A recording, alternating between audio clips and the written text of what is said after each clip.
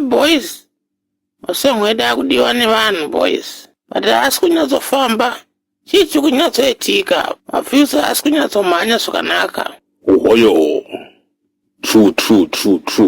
Tudoko kurova rwera aneti ana asakeka nana Burna Boy vachirova 4 million 10 million.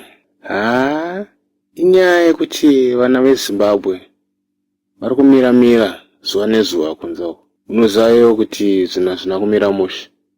Karati kunzoko. Kuti uunze food patafura. Mawani. Vakutraya vana veZimbabwe. Big up yourselves. Ramai muchihasla. Ramai muchitaya muri kuita. Vanhu data mawani. But mudaragafa. Mandiremera. Zvomai manje murongoramba muchipisa. Kana gumbezi rabvuma kuti muri kupisa mudare. Thanks mafana. Kana ukuruwa wani. Madafela aidana nemukomana ayasla. Aitengesa machips kuna Samora here. Ndakamborinzwa Madafela.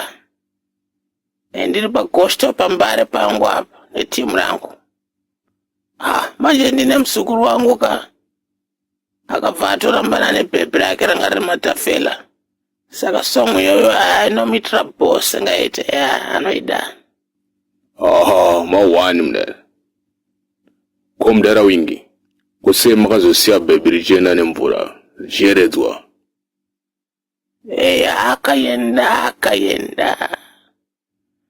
Akaenda koko naigafutuzeka paya.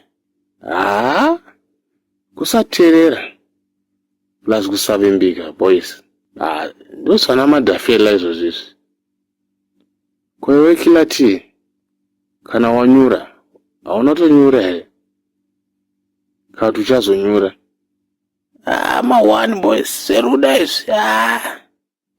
Seruda hazvida unopindira izvi zvinoda vanhu tools. Vanhu vanoda kutiona tichinetsana naye but ina handidi kunetsana naye. Vada ndimurove atadzi. Ndi wangu handitadzire. Saka wakanyura ka. Hapasina.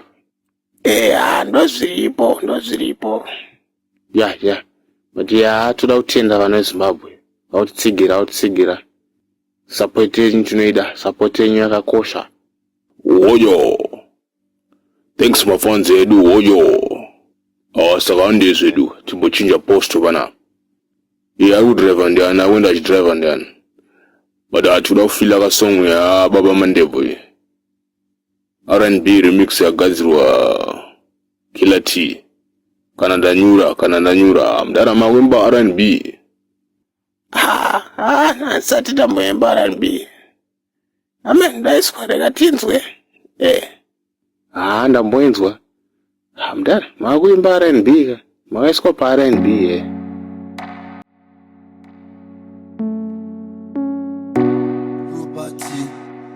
Bongo jino netsana pakaita nouya chipindira pakati tanga kumarana chuo kutiona tichinetsana zvobva zvaita seiko unodanite seiko ndanga ndiri mulavhu wani parudo munoziva ndiri makuru wani munenge munzvimbo nditakunirisapo kana